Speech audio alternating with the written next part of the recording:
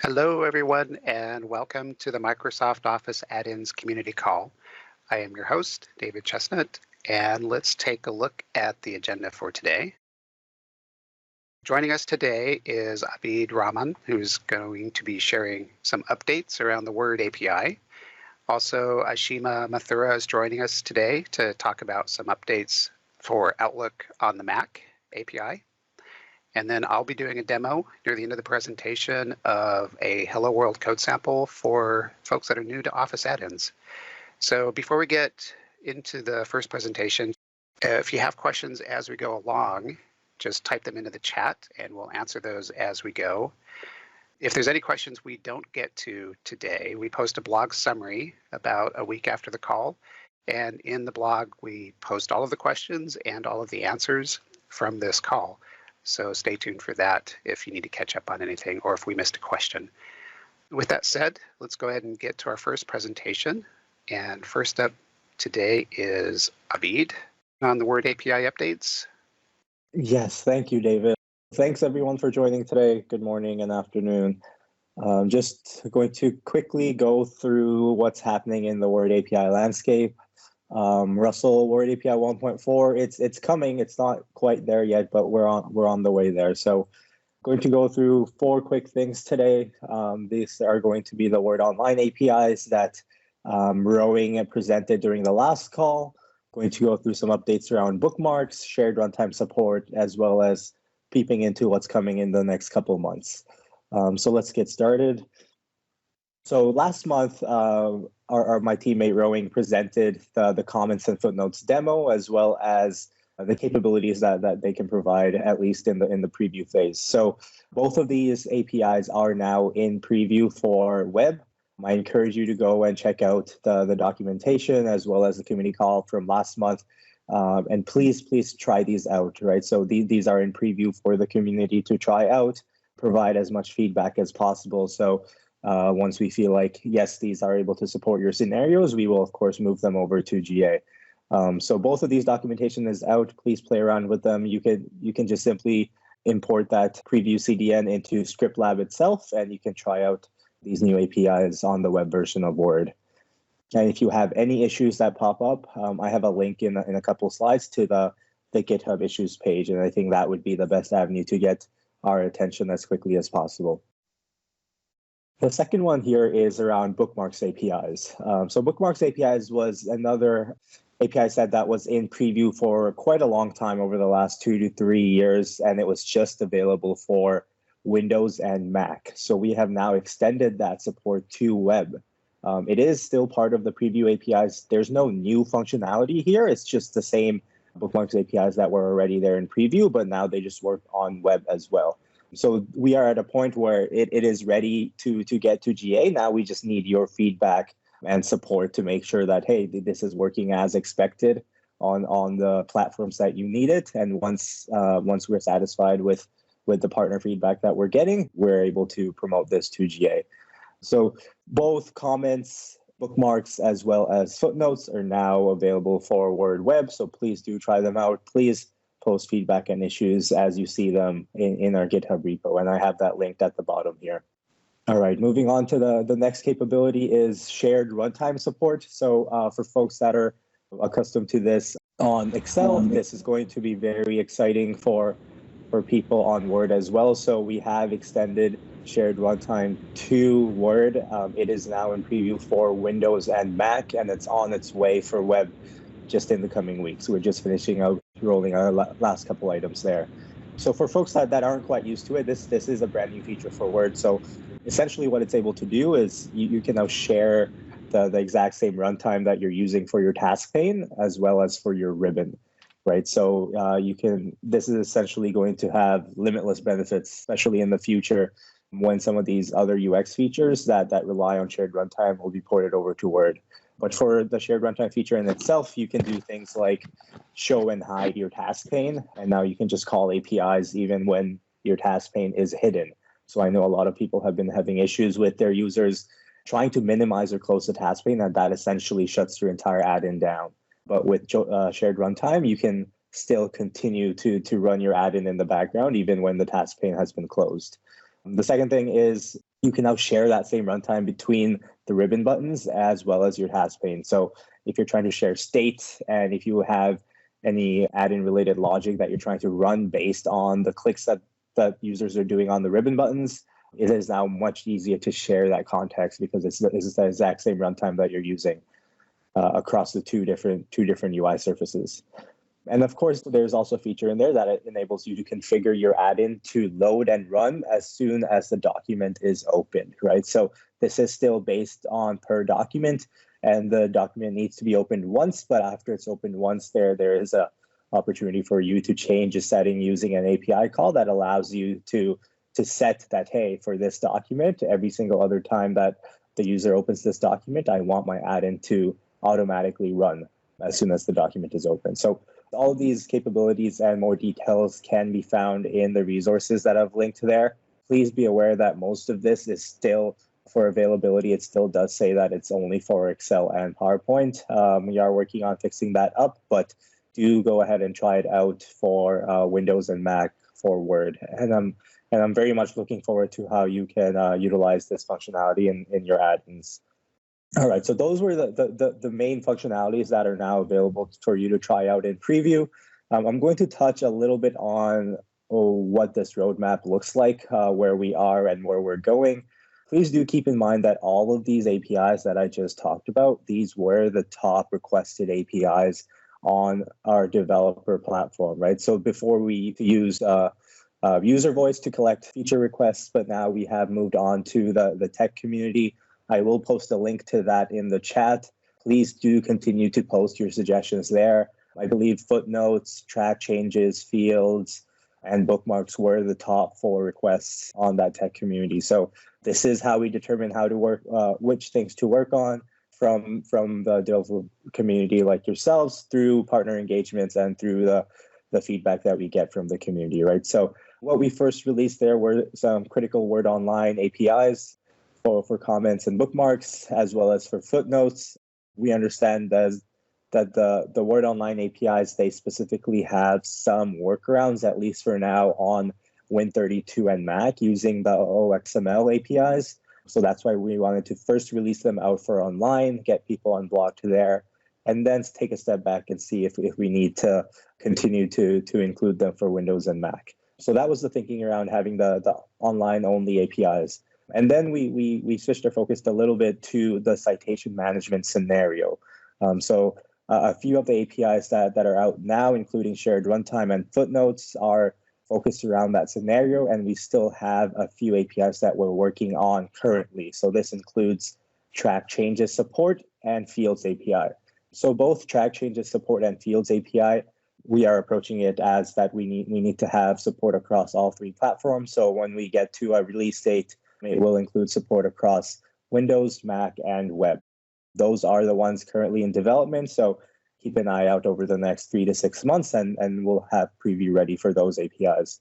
And in the future, we have already started some investigation around the writing assistant scenario. And I encourage anyone that's creating an add-in around writing assistants to please reach out. I've provided that link to the survey at the bottom of this slide, as well as you can feel free to reach out directly to me, either through email or through Teams.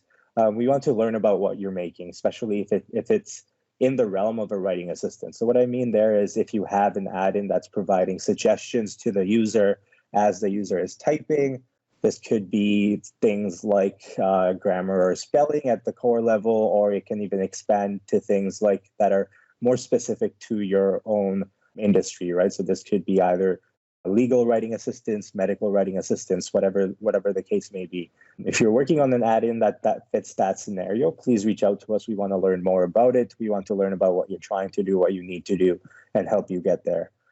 So this was the main rundown, the 10-minute rundown of what's happening for Word APIs. For Word API 1.4, a lot of these APIs that are currently in preview will eventually make it into that API set. But first, of course, we do need you to try them out. We need you to tell us how it's going, whether there's any bugs or issues, and if it's able to satisfy your use cases. And once feel like it's mature enough at that level, we will promote them into Word API 1.4, and we will release that to GA. So thank you so much for your time. I know there's a bunch of questions in the chat. I will jump over to the chat right away, but thank you. David, back to you. Cool, thank you, Abid. It's really great stuff to be sharing. Up next is Ashima. All right. Thank you, folks. Thanks for joining. And I'm here to present the updates on Outlook for Mac, the updates that we have for the APIs and the supported sets. So I'll jump right in. And so I have three things that I want to talk about. Firstly, we've GA'd Mailbox 1.9 APIs on the new Outlook for Mac. And then I want to talk about the upcoming Mailbox 1.10 signature APIs and the event-based Outlook add-ins that we will soon be supporting on Outlook for Mac. So we released the new Outlook for Mac last year. And since then, the Outlook Extensibility team has been working on bringing support in the new Outlook for Mac to parity with the old Outlook. So we did add that support till 1.8 Mailbox in the new Outlook for Mac somewhere about May. And since then, our current focus is to bring all the support that's there for Outlook on the web and on Windows to Mac so that we make that platform truly cross-endpoint, right, like we promised to. So we're happy to announce that we have GA'd the Mailbox 1.9 APIs on Outlook for Mac. And you might have already seen a deep dive into each of these APIs and what they can do in some of the previous calls, since they're already available on Windows as well as OVA or Outlook on the web. So I'll quickly do a recap so that we can all, just have that fresh in our minds. So the first thing that we have in Mailbox 1.9 is append on send. This allows add-ins to essentially append text or HTML whenever a user sends mail or appointments. So for example, if a user is sending mail to an external recipient, then you can say add a disclaimer automatically when the user clicks send. The next one is the dialog API, where we have a message child function, which now allows the host page, such as the task pane or a URLs function, to communicate to the dialog that was open from the page. So previously, only the dialog could communicate back to the task pane, but not vice versa. So this allows two-way communication in a manner. And this is now supported on Mac as well. So post that, we have some new display item async APIs, which can allow you to open appointments, messages, or replies, either an existing item or a new form asynchronously. And finally, we have a custom properties get all method that has been added, which can allow you to fetch custom properties on a mail item in one go, right? So we can go through a quick demo for these, and I'll quickly read this through. So the first one is an append on send, where if you see that we have an append on send async function being called, and this is an email that I've sent. And once I do that, you can see that a disclaimer gets added at the bottom that says this might be sensitive content. Next is the dialog demo. This is the original way when a dialog gets opened, it can communicate back to the parent task pane. So this is something that was already supported, and it communicates back to the task pane.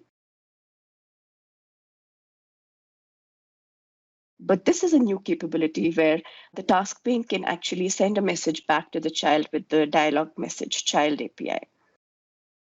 So this is where the child gets a dialog back. This is the demo for displaying a message that already exists. So when you click that item or you add that item ID, it opens it up. And it's also possible to create a new display message asynchronously. So this is a demo for making that async call, and they should open up a new message form for the user. And you can, of course, pass the subject, add an attachment, add a body within that same call. So that's on the 1.9 APIs. And we have upcoming support for the Mailbox 1.10 signature APIs. We are presently dogfooding this for the new Outlook for Mac. We expect this to be in beta insiders by end of October. So if any of you are planning to try these out or have already implemented this on Windows or Outlook on the web, please do try it out on Mac and share your feedback with us on the beta channel itself. And if you see any issues, please do let us know in your feedbacks. So these new signature APIs allow you to essentially override any native signature that has been added on Outlook. So the add-in can essentially set a signature asynchronously on a mail compose or an event compose, or also get the compose type, right? So you can ascertain what's the mode of an email, and based on that, set the signature. It's also possible to see if the Outlook native signature is enabled, and if so, you can also go ahead and disable it and override it with the set signature that the add-in can provide. It's also possible to have the insight notification now, which is a clickable notification on the mail.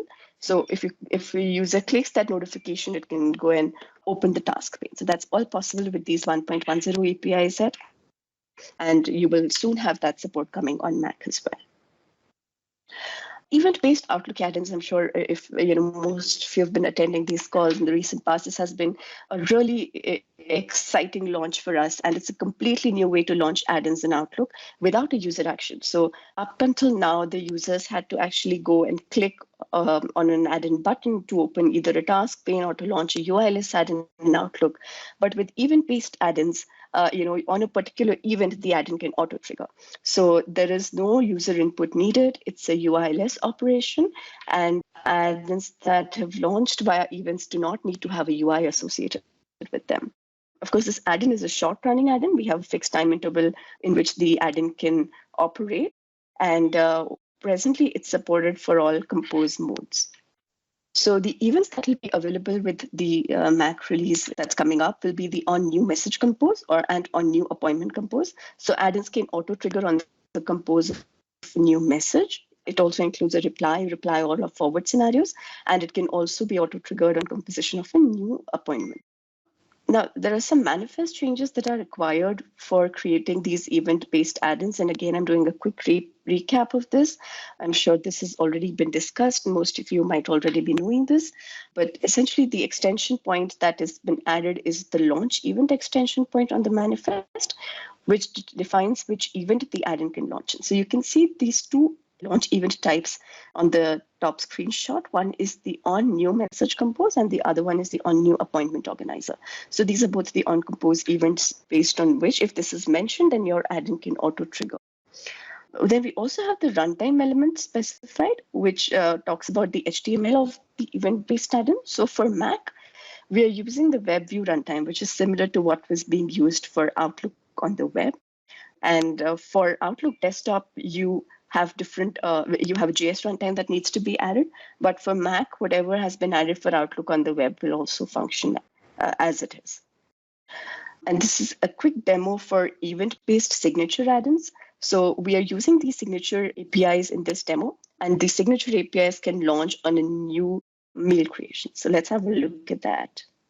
So this is a test add-in that we've created, and these signatures can actually be added here, and that's what I'm doing on the screen right now.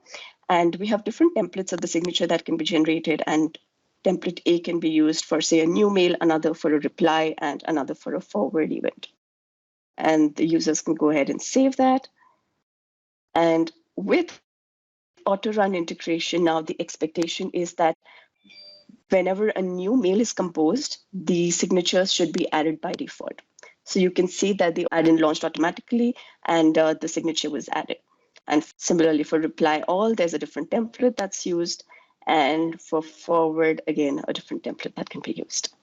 That's it from me. I see a few questions in the chat. I will try and answer them as we go. Thanks, Ashima.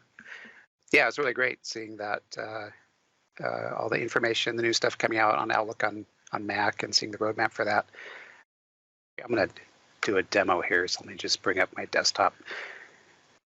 What I was going to do is show this Hello World sample, which is currently in a PR. So this is the pull request, and I'll put a link to there's a link to this in the slide deck. And so I wanted to show what I've been building and just kind of give some background about where this came from. And I'd be kind of curious to get some feedback around this. So we've had this article on, which is basically just the overview of the Office add-ins platform. And one of the things it says, it talks about how an Office add-in is basically a manifest, which you can see in this image here on the left side. It's like, hey, it's just a manifest and it's a web page, and those two things together make an app. And a few months ago, Maarten van Stam was doing a Twitch live stream and doing some exploration of our getting started docs. And one thing he noticed, or kind of noted about it, is that we don't really have the canonical hello world, which is implied here, in a picture, but we don't really have a code sample that does that. Our quick starts will take you through like using YoOffice. And I do remember the first time I ever used YoOffice, it threw me off a little bit just because you get a lot of files. There's a Webpack build, there's your package JSON and all this other stuff. And the first thing I had to do is kind of figure out what parts of it are Office add-in and what parts of it are just web server pieces, and it takes a little bit of exploration. So I thought, I wonder if I could create the world's simplest Office add-in. Basically, is it possible to really just have an XML manifest and a web page? And then would that be useful to someone if they really just wanted to see what are the fundamental pieces of an Office add-in? Would that be helpful to them as maybe alongside YoOffice builds or in addition to? And so what I have, let me just kind of show the code here real quick, just on the left side here. So this is basically the project, and it has 4 different samples. So there's one for each Office application. So there's one for Excel and Outlook and PowerPoint and Word. And in each of these is a manifest and an HTML file. And there's actually 2 manifests. And this is sort of one of my questions. The first manifest actually will just run straight from GitHub, because these are all hosted on GitHub pages. So you can see this link is pointing to my fork right now. So it goes to my David Chesnut account, to the Office add-ins repo, samples, hello world, and so on. And these all load if I go, let me switch over to my developer tenant here. And like if I go into Word, I've actually already loaded this up from that manifest. And when I open the hello world application, you can see it has, let me just drop this down. You can see it has an image. So I did discover, I don't know, maybe you could do this without an image, but I don't think it makes sense. I think to be complete, you really need some kind of image there. So in addition to the XML file and the task pane, you should also have an image. And then when you open this up, you can click on say hello, and it inserts the text hello world into the document. And this works across, each of these. So I can go into PowerPoint and also say hello, and it inserts it. So that manifest.xml, that's the one that's pointing to GitHub, so that these will all work and you don't have to set up a web server, which is nice. Now, if you do want to set up a web server, and you might want to do that if maybe you wanted to change the code. Maybe I want this to say, instead of hello world, maybe just say, hey, everybody. But if I want to run this and actually see that change, I'm going to have my own web server now, because I can't upload that to GitHub, and at least not this repo. You could upload to your own repo, but not the Office dev one. So that's what this localhost one is for, and it just runs off localhost 3000. And in that case, in the README, there's a section that walks you through how to set up this HTTP-server. You then have to install the dev certificates, and then you can run it by loading those dev certificates. And this is one of those questions where I'm like, is this too complex? Like, maybe I shouldn't have this in here. So I'm still kind of thinking through if this makes sense for someone who's totally new to give them this option of setting up your own server. It can be useful if you want to play with the code a bit.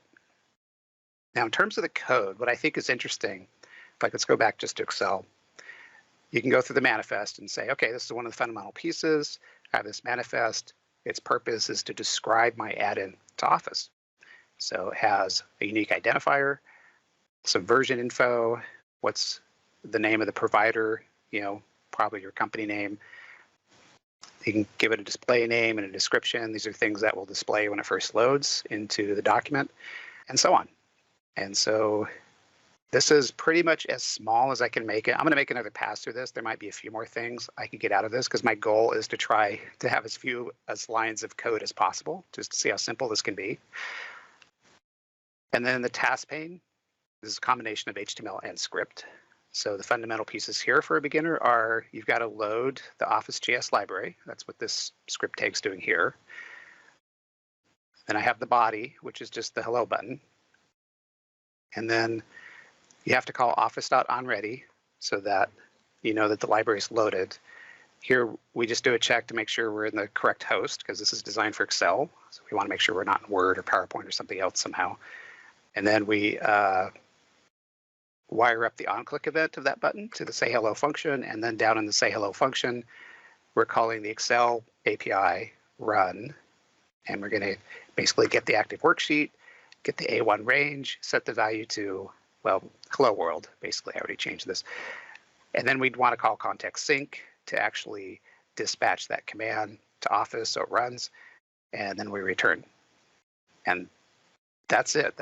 This is like, as far as I know, the most fundamental Office add-in you can make. And it's different, like if I go look at the Outlook one, which also has, oh, by the way, this assets folder is your icon that you need to have. Like the task pane for Outlook is very similar, but the code will change in terms of how to say hello. Like in this case, we have to get a mailbox item and then set the body. Similarly, in PowerPoint, it's going to be using this set selected data async. So it's kind of interesting just to compare and contrast. Obviously, each host is a different type of thing that you talk to, because spreadsheets are cells and PowerPoint is slides. So this is why I had to create a different, different sample for each host. So yeah, let me know in the web chat what you think, or go to the pull request here if you want to comment on it. I'm going to be making some more updates and probably get this published near the end of the week, perhaps. And just let me know. Let me go back to see if there's any questions or comments. All right, I don't see any comments at the moment on the sample. So moving on to, we have one comment from Tyler. Hello World example is great. I'd love to see a basic web server setup or architecture for deploying production-ready apps to Azure. Oh, that's a great comment, Tyler. There actually is an article in the docs for deploying a static web server, which will work for most of these. It would definitely work for Hello World if you follow those steps. There are some cases, though, where you need a dynamic server, like if you're doing the SSO samples, for example, or authentication kinds of scenarios, then you need to have an API server. That is something I'm working on. Hopefully we'll have a documentation out soon on how you do that deployment to Azure. Might be nice to add in samples more advanced features like Excel custom functions or dialogues. They shouldn't be that much more code, but they can be confusing to work with at first. Okay, yeah, that makes sense. So thanks, Bernard. That's a great comment. So there it would be interesting because we do have lots of samples on ScriptLab, and generally when we want to show, hey, here's a quick way to do something, we'll just throw it in the ScriptLab and you can find the samples there. Usually I try to do them there first. If they get even more advanced, that's usually when we start going to the PnP repo and create them there. If they're not, if they're not like a simple 10 or 20 lines of code kind of thing. Very good for first timers. Pretty familiar to us, though the Excel versus Word versus PowerPoint comparison is helpful. Thanks, Daniel. Have more samples using Visual Studio versus VS Code. Yeah, that's an interesting comment. Because we have some samples, like some of the authentication samples are in Visual Studio, because they'll set up like an ASP.NET project. And then a lot of them are VS Code. And more, I've been trying to move them to being GitHub hosted so that you don't necessarily have to have a web server from Visual Studio or from VS Code. So I don't know. That seems to be the most simple way to do these samples. But yeah, I'll look into that some more. So moving on to the community spotlight, I just want to say thank you to Maarten van Stam and also Eric Legault. Maarten's been helping with some PR reviews and feedback recently, and Eric has also been helping with some PR feedback. So I just want to say we appreciate that, with all the help on the open source community. If you want to help, we welcome all contributions and feedback. There is a, on that first link there, github.com/officedev/pnp-office add-ins is where code samples are. Feel free to go take a look and offer feedback or create issues with suggestions. If you do contribute, you can get your own badge, and I have an image of it there, the M365 Patterns and Practices Community Contributor Badge. And for more information about how to sign up for that, you can take a look at the second link to the recognition program for PnP. We did have some questions come in on the Office add-ins forum, so I want to go ahead and take a look at those now. One question is, can you please demo or provide sample code for events in Office Word add-ins? A demo or sample for document content control level would be awesome. So thanks for that question.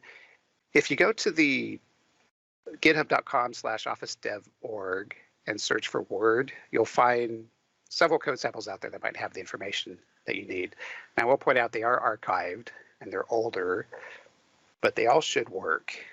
So for example, there's one there, if you go to the Word add-in JavaScript add populate bindings, it'll show how to create and bind to content controls. So I would say take a look at that. That might be the sample you're looking for. If not, then I would say please go create an issue on the PnP-Office add-ins repo, because that's where we publish all the samples. So if there's a new sample you're looking for, we could take a look at the request there. The next question was, we'd like to hear more about the roadmap of Office.js development for PowerPoint automation. We're interested in the following functionalities: creating new slides based on different master slide templates, mass updates of footers, and mass updates of text string that follow certain logic, similar to Word placeholders. So to insert slides from different slide masters, you can use the Insert Slides from Base64 API, which that link, you can use that link there from the slides. And that also supports the slide master options. That's also a link that you can go to read more. It's currently in beta, but that should work for what you're looking for. In terms of footer manipulation APIs, we don't have that. We don't have find and replace logic similar to PowerPoint. So for those, I'd say just let us know more about those scenarios. You can go create a feature request on the Microsoft 365 developer platform, Microsoft Tech Community, and there's a link there for that. And then we always look there for, as we're doing planning and roadmap work to get suggestions and figure out what we're working on next. And then a couple more questions is, are there any plans to allow activating Outlook add-ins to include examining email headers? I've raised the issue on developer platform already, but wanted to know if it had come up internally already. And can we please have the ability for admins to pin Office add-ins to the toolbar in the new Outlook experience? So right now, no, these are not things we have on the roadmap, but you can tell us more about them. Similar to the last question, you can create a feature request at the Microsoft 365 developer platform. It looks like maybe the first question, whoever submitted that question maybe already did that, in which case that's great. So that'll keep it out there so we can take a look at it for planning. And then the last question is, there's a follow-up on a question from the November 2020 call. Could we please have a method for Word, Excel, and PowerPoint to save a file? Word and Excel have context.document to save and context.workbook.save, but they lack options for similar behavior, such as skip save dialog. PowerPoint doesn't have a context.presentation.save yet, so an ETA would be appreciated. Similar to the previous question, could we have an equivalent method for all three to close files with similar options and behaviors? This is also really needed for developers. So this is a great question, because I went back and looked, and on the November 2020 call, we did indicate that these were on the roadmap. So I've reached out to the team. I don't have an answer yet from the team, so I will post the answer on the blog summary that's going to come up, so that should be out by next week. So there's a link there to where we post the blogs for Microsoft 365 PnP blog. So I'd say for now, just keep an eye on that. And definitely appreciate the follow-up. Since we did say that's on the roadmap, we owe you an answer for that. And then just, if you're new to Office add-ins, you can visit our docs at the aka.ms/office-add-ins-docs link, where you can find all the information you need to build Office add-ins. There's 5-minute quick starts there where you can build a project and get started in under 5 minutes. Perhaps soon Hello World will be on this list. If you're looking to automate Excel tasks, then you can also check out Office scripts at aka.ms/office-scripts-docs. Some developer resources for folks to always keep in mind. We have the Microsoft 365 Developer Program, which gives you a free developer tenant for the purposes of doing development and testing. It's highly useful. I use it all the time. There's also Script Lab, which allows you to look at samples in an add-in. You can work with JavaScript code in an add-in and try out various Office.js APIs. And there's also the Office add-ins documentation. There's links for all those things there. If you have technical questions, you can go to either of the first 2 links, which goes to our Q&A sites for asking questions. There's one for Office JavaScript API. There's also general technical questions about developing Office add-ins. You can also go to stackoverflow.com, and there's a list of tags there for different areas that you might be working in. If you find what looks like to be a product bug, you can let us know on github.com/office-dev/office-js, which is a repo where we track those sorts of bugs. And if you have feature requests and ideas, you can go to the aka.ms/m365dev-suggestions link to let us know there. And you can always send a smile or a frown from inside of Office itself. And then one more thing I wanted to point out. I added a link to this last thank you slide at the bottom, which is the agenda. So our next call is coming up on November 10th at 8 a.m. Pacific Daylight Time. And in the previous call, we were doing some discussion, and one of the feedback items I heard pretty much across the board was it would be great to have an agenda that we can see before the call. And we've always tweeted that out, but not everybody was following this at Microsoft 365 Dev Twitter feed. So we have a Microsoft Office add-ins community call page in our docs, and this has a list of previous calls. And then what I've done is added an agenda for the next call coming up, so you can see the agenda for the October call for today. My goal is to try to have this ready the Friday before the call. So after today, this will probably, say something like TBD, or maybe a day that we hope to have the agenda, but then that Friday before the call, hopefully they'll have the agenda lined up. So that's something I'm working on based on the feedback everybody provided. So I appreciate that feedback. So just to wrap things up, thanks everyone for attending the call. We will post a recording of this call soon afterwards. Usually it's about a week out. It'll be on the Microsoft 365 Community YouTube channel. There's the AKA MS link on the slide there for that. You can also follow us on @Microsoft 365 Dev. And again, next call will be November 10th at 8 a.m. Pacific Daylight Time.